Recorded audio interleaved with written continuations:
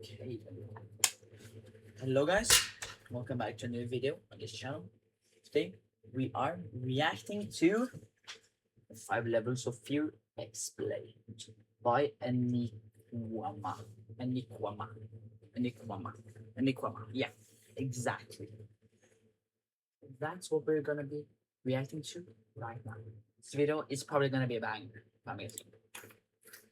This is gonna be a banger. Let's just get straight into it. Let's go. Fear is more mysterious than you think. Why do we know more about the moons in Saturn than we do about this emotion? Sure, the usual explanation is that fear helps us survive. It's just the fight or flight response baked into our biology. But if that's all there is, then why do we celebrate it? Why do we actively create fear in our lives? Not just once or twice, but again and again, like a tradition. Even scientists are baffled by this contradiction. Fear is such a powerful emotion that is a driving force that invents culture and shapes how we live our lives. Don't believe me? Ask.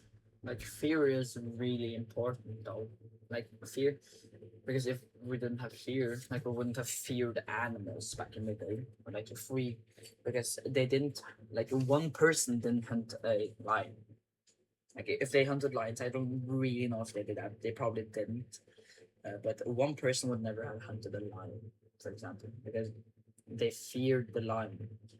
So without fear, you would have just done anything. You know, if that makes sense. You would have just done everything you wanted to, thing like that. And like without fear, and anything wouldn't be scary. No, nothing would be scary.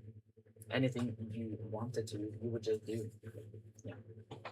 Yourself. Why do you even go to work? Why do you go to school? Why do we live the life that we do? If you trace it back far enough, the chances are it all comes from fear. And fear is not just one thing, it comes in levels. And if the most basic level is about survival, then what does the scariest level of fear look like? But what's weird is that the deeper you go, the more you realize It's a big loud. No, what? how necessary it is. And in order to understand why, we need to start from level 1.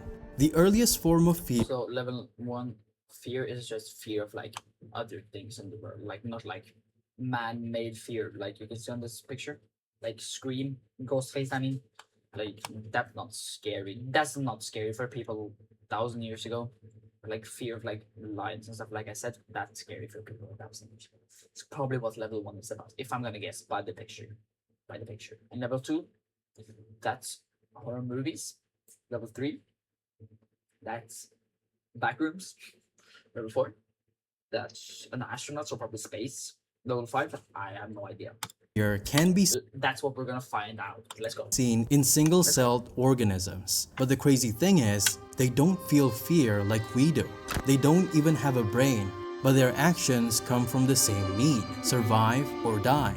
In its most basic form, this is what fear means. That single instinct layered itself into neural networks, into brains, and after over millions of years, eventually into consciousness. This is why the emotion of fear is considered the most ancient. But as we become more advanced, the fear of predators and darkness no longer rule over our lives. But if fear is supposed to protect us over something we need to avoid, then why do we watch horror movies? Isn't that a contradiction? Well, not quite. A psychologist at Arizona State University found that there are 3 types of people who watch horror movies. The first group watches out of curiosity or as a way to test their bravery. The second group hates being scared but still chooses to watch them because they learn something about themselves in the process. And the third group actively seeks horror because it makes them feel alive. So what does this mean? It turns out fear does not just protect us, it also teaches us. And in order to understand how, we need to move to level 2 in order for it all to make sense. The kind of fear that lingers even when the danger is gone. And we call this anxiety. Think of it as the echo of fear. Anxiety keeps on driving me, and my anxiety. Okay. The mind's way of staying alert even when there's nothing left to run from. And strangely, one of the most effective ways to manage it is through the fear itself. In the Netherlands, researchers developed a video game called Mindlight to help children with anxiety. It's a fascinating concept where the game uses EEG to track brain activity, where the calmer the player becomes, the brighter their character's light shines. Darkness becomes the element of fear. Whoa, that's a good game. That's a good game. They should actually start using this in like schools everywhere. I would say this is smart, or like some schools they should like test it out in every country first. But this is actually smart for people that have really bad anxiety. I don't. I wouldn't say I have, but for people that do, that would be smart. Or like probably not every children in every school should do this, but like some people, yeah. I think that could be like a good implementation for like fourth, fifth grade or something like that. And monsters appear to scare the player. But if the player panics, a message appears Exactly, at least fourth grade, because the first graders and stuff are gonna be so scared. teaching them how to calm down, how to face the darkness without running away. The results? Children who regularly played the game showed reduced anxiety in their daily lives, with improvements comparable to cognitive behavioral therapy, which is the gold standard for treating anxiety. So maybe that's the real reason why we're obsessed with horror, regardless. So that's, I would say that's a really smart idea actually. What they are doing in Netherlands. I think other countries should start doing this, or like buy some technology from the Netherlands to start doing this, because that sounds actually really good. I would like, if my kids in the future, I'm a bit too old for that now and I don't have anxiety, but if one of my kids in the future has anxiety, I would buy this game if it costs money, and buy him an iPad and stuff and let him do this, because that does seem good, or like smart. Yeah. Regardless of which type we are, fear helps us rehearse survival. It keeps our anticipatory engine active, training our brains to predict, adapt, and stay resilient in uncertainty. That's why in 2020, fans of horror movies showed greater resilience at the height of the pandemic. Because fear does not just prepare us for danger, it helps us live through it. And at the same height of the pandemic, we invented a new genre of horror, one that fascinated not only the internet but also scientists, because it's unlike anything we've ever seen before. Oh, level 3 was liminal space. Oh, that's scary.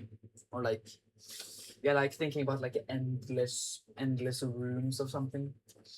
Oh, that's kind of creepy. Like thinking about just like being dropped into the back rooms and then like something is out there. That's my worst fear. Like you know something's like after you, or like out there somewhere. You're stuck somewhere and you know something's there. That's my worst fear. Like those, oh shit, what are they called? Creepypastas. Oh, they're scary. We should react to some of those one day. Creepypastas. Those are scary. Images of empty malls, abandoned classrooms, and playgrounds under dim skies began spreading everywhere.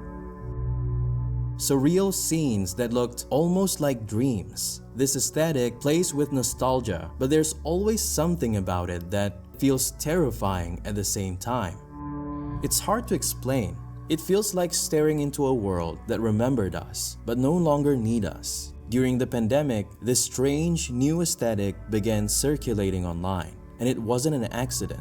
We were living in a time of uncertainty, where the world was trapped in a kind of space between what life was and what it would become. It was from this shared sense of uncertainty that the internet turned disorientation into culture called liminal space. What's fascinating is that we don't even need to do much to create that feeling of unease. Take any familiar room and slightly alter its proportions. Look at this example. Two kitchens nearly identical, but in one of them, the scale is wrong and already Yeah.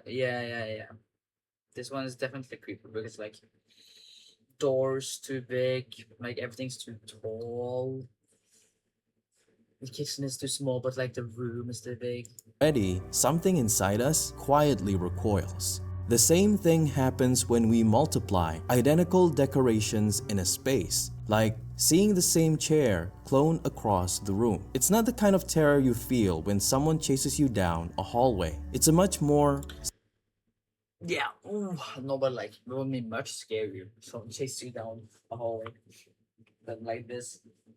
But like still, though, this is still scary. subtler, a whisper in the back of your mind saying, "You're not supposed to be here." Believe it or not, this phenomenon was only recently confirmed scientifically in 2022 by researchers from Cardiff University. They found that our brains build internal models of how spaces are supposed to look and feel. When those patterns break, it triggers a prediction error, a kind of cognitive dissonance, where the brain recognizes something as familiar yet simultaneously wrong. And that's what creates the unease. This exact same mechanism appears when we see something that's almost Or is it Freddy's reference? Or. This is by the way. human. To understand why liminal spaces unsettle us, we need to look at a 2019 This is scary. neuroscience study on the uncanny valley. Ooh, What they found is wow. when robots have human-like features, our Wait. This is like this segment that's gonna be now is exactly what we were reacting to in another video. That's not out on YouTube. Or maybe when this video is out on YouTube, it's probably out on YouTube, but it's like basically the same as what we reacting to there, like this segment. likability toward them increases. But before reaching human level of realism, what's peculiar is that the likability drops sharply just before rising again once it reaches a 1-to-1 level of realism. And the activity in our brains mirrors what's happening. The VMPFC, the part of our brain responsible for tracking how much we like these human-like agents, mirrors that famous valley Scary. curve. Meanwhile, the amygdala, the brain's emotional alarm system, predicts whether we'll Oh, that's all like this is inside as well. That's like weird. Like all of these like nerves and everything, blood vessels. How our brain is so weird. So weird.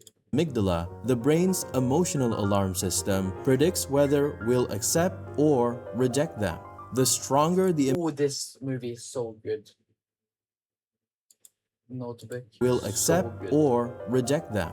The stronger I love this movie. the amygdala responds, the more likely we are to feel discomfort or rejection. Essentially, our brains calculate human likeness, assigning emotional value and then sound an alarm when something feels too close to real but is not. From this, we can understand why liminal spaces unsettle us. Because just like how we reject almost human robots, we instinctively reject places that feel almost familiar but not quite. So far, the fears we have seen are all escapable. But what happens when a fear is so infinitely large that you just Astronaut, this is level 4, I'm guessing. Yeah, like the universe is actually a bit scary too. It's a bit like it's so infinite. Like just think about that. Just think like and the sun can explode, we're just gonna die. What if our solar system gets sucked up by a black hole? Probably won't happen, but like what if? Like a sun exploded a lot of light years away. Was like some years ago, I think, or is gonna happen in some years. But it already has happened, but it hasn't come to us yet. If that makes sense. But scientists have found that it's like a star pretty far away that actually exploded. It's not that far away, but like closer than other stars that have exploded. But yeah, like that's scary. Like we would have died out. It would have been so cold and everything. I have a question for everyone that's watching right now. Everyone that's watching on Twitch and YouTube. Type in the comments right now if you think there's some other life forms in the universe somewhere out there. Do you think there's life forms?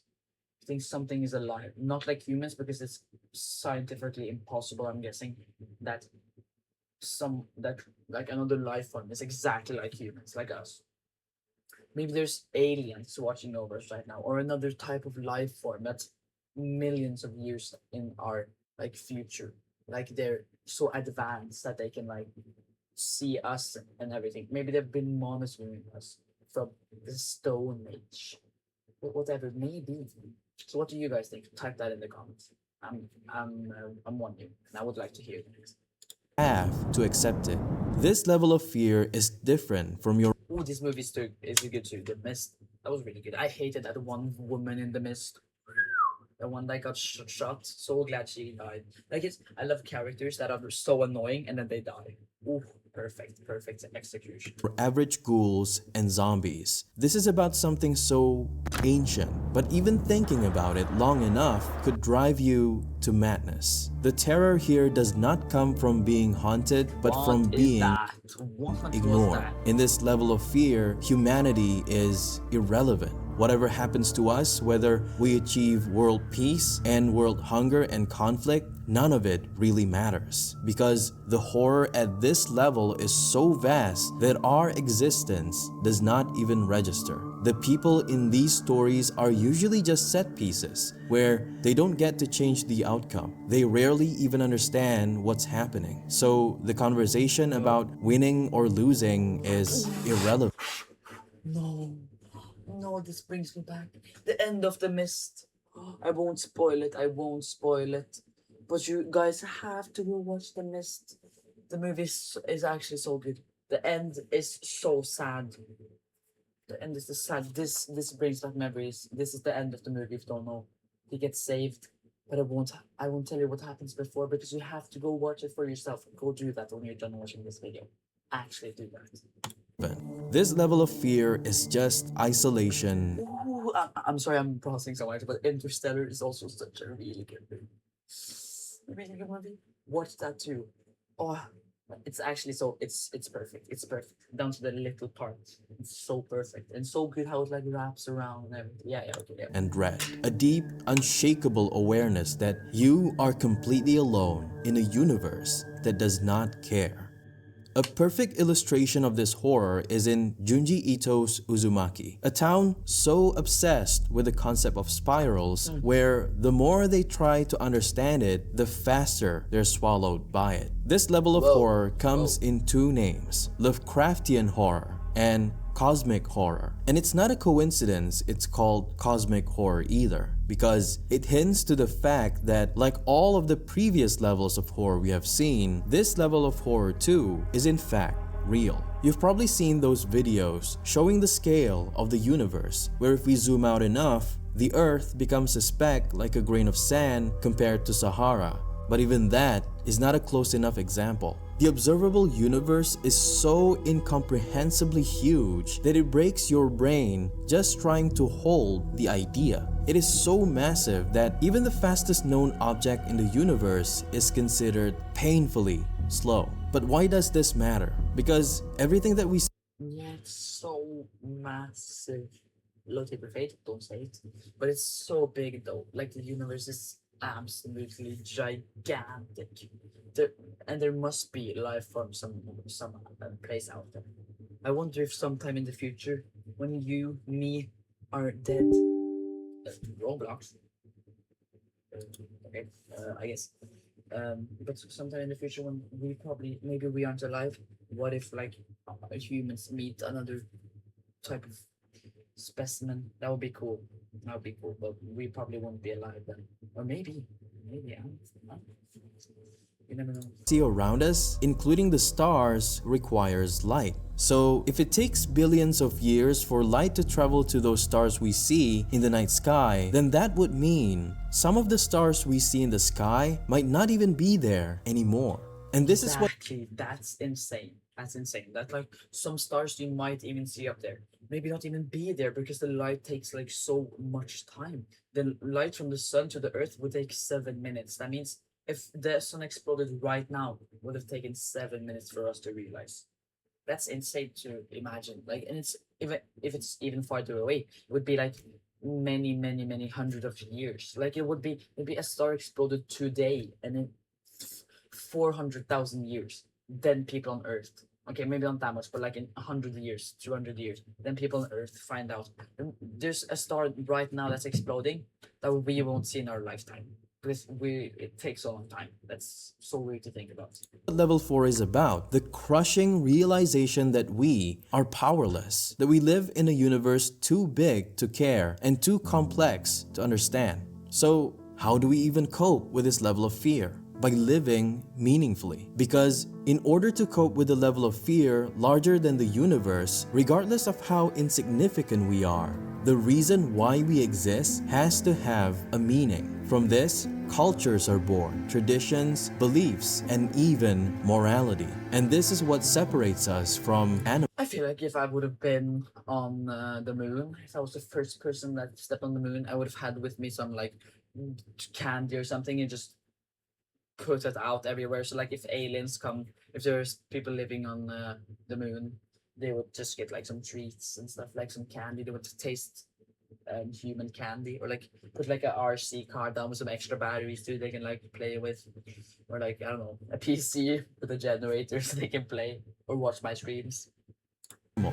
By living in this fear, we do what we do, and at the same time, it's what made us thrive for millions of years. But if the universe is the biggest thing we have ever seen or we could ever imagine, then what is even bigger than the universe? Everything from cells to stars follows the same mathematical rules. Every breath, every galaxy, every chemical reaction are all governed by invisible laws, which opens up a terrifying possibility. If the universe runs on laws, then could it be simulated? This is where Nick Bostrom's simulation hypothesis.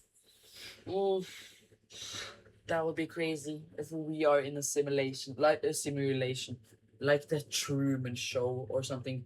That would be crazy. Like aliens are, like we are in a simulator. We're like a TV show that's always going, like the Truman Show. I don't know. Wait, I hope this is where he's going, or I'm just off track. But I think that's what he meant. That's insane. I don't think so. I don't think so. Like it wouldn't make sense, but like what if though? What if? Hypothesis comes in. This theory suggests that we might already be inside a simulation, one that is built by an Okay. So it is what I was thinking. That's like we're in the Sims game. They're controlling us. That wouldn't make that much sense. That they're probably not controlling us, but they're probably watching us because we can move out on our own. If we are in a simulation, like do you think the whole universe is a simulation or just Earth or like our solar system because people have been to the moon, or if you think not, if you think it's been staged, either way, I don't know if he means the whole universe because that would have been too much, I feel like, but like maybe our solar system or Earth, something like that. advanced civilization. I know this sounds insane, but here's the logic behind this theory. If future civilizations can simulate entire realities with billions of conscious minds inside, then those simulated minds would vastly outnumber the original ones. Statistically, it becomes far more likely that we are simulated than we are real. And if that's true, then everything we've ever known, every memory, every emotion, every person you've ever loved could be just a string of code. A program running for someone else's entertainment. Exactly, the Truman Show. Wow, dude, that's insane to think about. Like your mom or your dad, if they're alive, I'm sorry for your passing. If they aren't, but wow, think about if they are just a string of codes. Like if you have ever done programming in like school or at, if not in school, anything. Like just think about if you're programming like a game or something.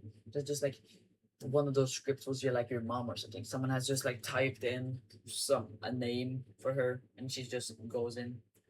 Wow. But like it wouldn't be like that's it wouldn't be in like in the Truman Show that's everyone except Truman is in on it though. It wouldn't be like that. It would be like everyone's like Truman and then some people above. Whoa. Wait, what if that's what they think and then they think God is like simulating us? If God is like an alien or something. Whoa. I feel like that could work, but like not at the same time. Like what if God created the earth? If you believe in this, of course. I don't know and I won't say anything about it, but I don't really know. um if God created the Earth and then we are a simulation, like this guy says, the simulation hypothesis, um, then we could be like the God is an alien. If God is alien, like a purple blah blah blah being of some sort, and they are like sitting in a control room, and they're like look, they're watching us like we are a TV show for millions of years, from the dinosaur age to now. They've been watching us. Wow, that's crazy. Like then it could make sense like that aliens, if you believe in the God theory and stuff, like if God is alien, if we just make that the premise, like God made so Maria was pregnant with Jesus, everything like that could make sense. How Adam and Eve was born, like came to the earth, and also like how the dinosaurs were extinct by yeah, so that makes sense. Like the dinosaurs and Adam and Eve don't really hang together, I would say, because like yeah, it could make sense actually. I won't get too deep in this because then it will go for like forever. So we'll just watch the. This is fear at its most extreme, where insignificance is not just cosmic, it's fabricated. While religion gives us meaning in an indifferent universe, the simulation theory suggests that there was never any meaning to begin with. And as wild as this sounds, Bostrom is not alone. Some scientists are now designing real experiments to test it.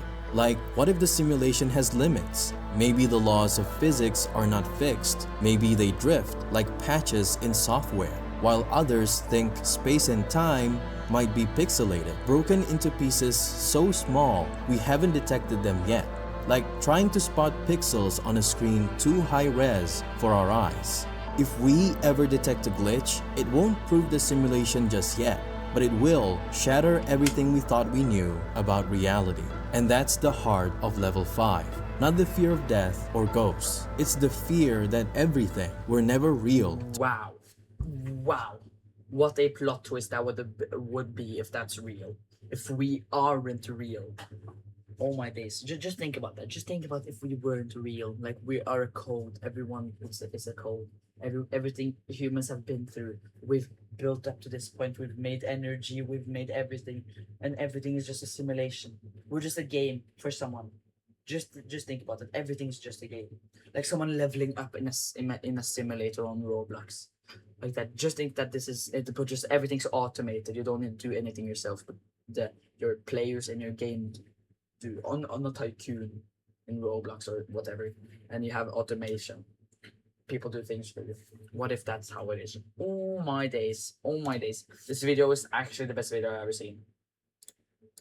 Ooh, actually, go check out Enikuma right away. He was so good. He was so good. Actually, yeah, he can get a notification bell. We're definitely watching another video of his. It was so good at explaining. I really like this. I really like this. We are definitely gonna react to more of him another time. Not right now though, because now that's the end of the video and the stream too. Hope you guys loved watching me stream and this YouTube video. I hope to see you guys in a new stream and YouTube video another time. That would be really nice. I love people coming in and talking to me and everything and commenting on my YouTube videos, watching it, liking, subscribing, everything. And I hope you guys have a fan-fucking-tastic day further. And I love all of you guys. And I'll see you guys in another stream or YouTube video another time.